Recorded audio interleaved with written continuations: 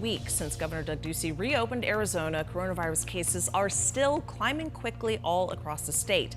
But what exactly do these numbers show? Team 12's Jen Wall spoke with a public health expert who can explain. Good morning, Jen. Yeah, good morning to you guys. So data from the Arizona Department of Health Services and ASU both show that COVID-19 cases have spiked more than 60% since the stay-at-home orders were lifted here in Arizona to more than 21,000. Now, as the number of coronavirus tests increase across the state, infections are spreading too. The jump in cases showed up about a week ago.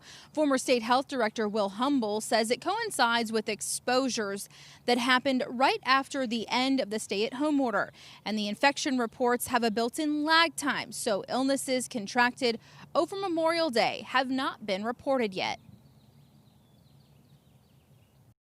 And we're going to start to see those cases from those infections here in the next couple days.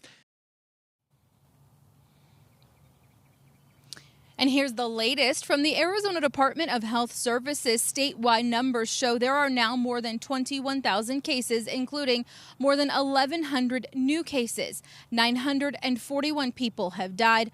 On the Navajo Nation, the Navajo Department of Health reported 5,479 coronavirus cases and 248 known deaths as of Monday night.